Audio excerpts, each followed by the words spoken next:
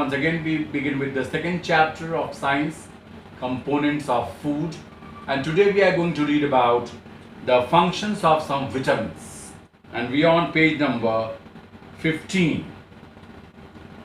Vitamin helps to keep eyes healthy, hair healthy, and skin also healthy.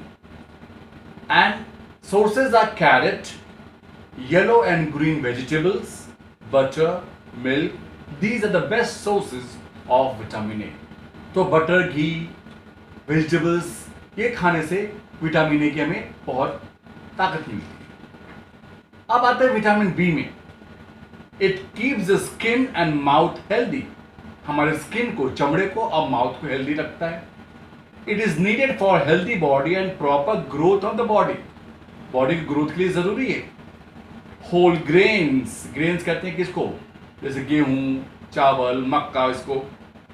Serials, dal, legumes, eggs and green leafy vegetables are best sources of it.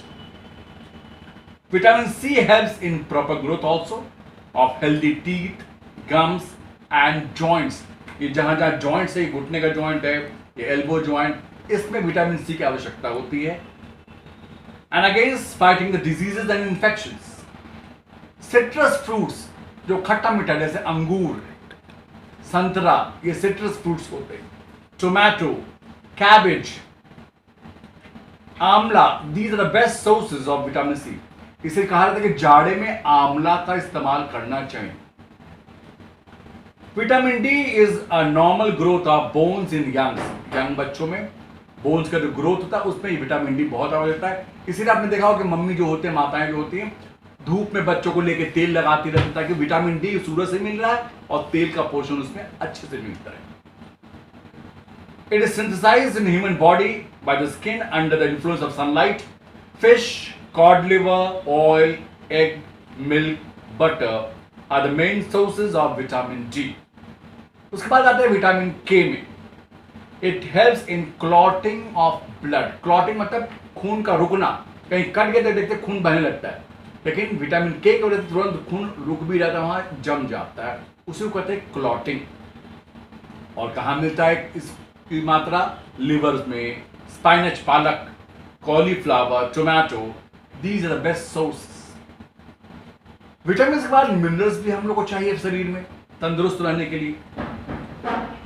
They are also necessary for normal working of a body, and about 4% of the weight of the body is made up of minerals. Table salt, जो खाने में नमक मिलाते हैं, sodium chloride NaCl. Many other minerals are also obtained from various foodstuffs and green vegetables and fruits. और minerals हमें green vegetables और fruit से ही मिलते हैं. इसलिए समय समय पे सीजनल फ्रूट्स जो आते हैं, फल, वो खाने से फायदेमंद होता है. अब पहला हम लोग देख रहे हैं जो मिनरल है वो कैल्शियम एंड फॉस्फोरस है. They are required for the strengthening of bones and the teeth. Calcium is also required for clotting of blood. Clotting of blood हमने बताया था, ब्लड का रुक जाना बहने से, तो उसमें फॉस्फोरस की और कैल्शियम ये जरूरत है. Iron is the constituent of blood. It forms haemoglobin. Iron हमारे बॉडी में है, उससे हेमोग्लोबिन बनता है. जितना ज्यादा हेमोग्लोबिन रहेगा तो आपका बॉडी स्वस्थ और हेल्दी रहेगा, बाहर डिजीज से लड़ने की क्षमता रहेगी. Iodine is needed for working of thyroid. Iodine खाते कहते हैं टाटा नमक में आयोडीन नमक होता है, तो आयोडीन में डालते हैं ताकि हमारे वर्क के थायराइड यहाँ ग्लैंड होता है, जो नहीं होता तो थायराइड से ये बड़ा सा ये बढ़ जाता है, तो कहते हैं थायराइड हो गया उसको. Potassium, sodium are also necessary for nerve cell. अब ये टेबल 2.1 आपको याद रखना है. मिनरल्स क्या है, सोर्सेस क्या है. अब हम लोग आते हैं वाटर एंड रफेज. रफेज क्या होता है? रफेज होता है वो खाने में ऐसा पदार्थ जो चिकनाई को खत्म करे.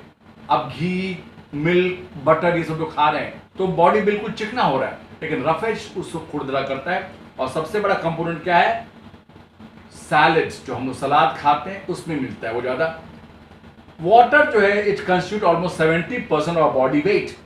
The water requirement of the body is met by drinking water and through other liquids. The food that we eat has water in it, through it may look dry. पानी का 70% बॉडी में हमारे पास जरूरत है। खाना भी खाते हैं, कुछ ना कुछ पानी उसमें होता है, सब्जी बनाते हैं उसमें पानी डालते हैं, तो ये सब कुछ पानी की जरूरत है हमारे बॉडी में। और क्या है इसका फंक्शन, क्या है वाटर का हमारे बॉडी में?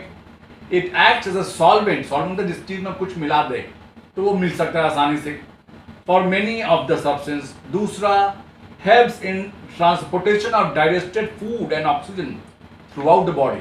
जो खाना खाते हैं, ऑक्सीजन जो लेते हैं, उसको पूरे बॉडी में सर्कुलेट करता है पानी के माध्यम से।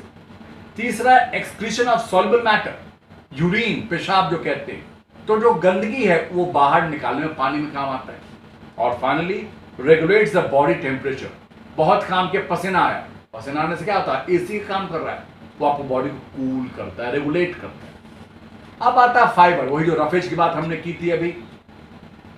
The indigestible portion of the food consisting largely of plant cellulose is known as fibre. क्योंकि हम लोग डाइजेस्ट खा नहीं सकते, जैसे सहजन खाते हैं तो उसको सिट्ठी को निकाल देते, वो फाइबर है। Foods that provide roughage are salads, green vegetables, whole fruits, cereals, ये सब है। अब फंक्शन ऑफ फाइबर क्या है भाई, वो भी पढ़ लें हम लोग। Effective in regulating the process of digestion, खाना पचाने में वो बहुत फायदेमंद है। Eliminate the secretion of digestive tract, जो हमारा डाइजेस्टिव होता है उसमें बहुत कुछ होता है, उसको क्लीन करता है, एलिमिनेट करता है, रिमूव करता है। एंड प्रिवेंट्स कॉन्स्टिपेशन, अगर कॉन्स्टिपेशन है आप सैलेड खाइए, फाइबर और फ्रूट्स खाइए, आपका पेट साफ रहेगा। तो that is all for today. We will see that balanced diet in the next class. Thank you.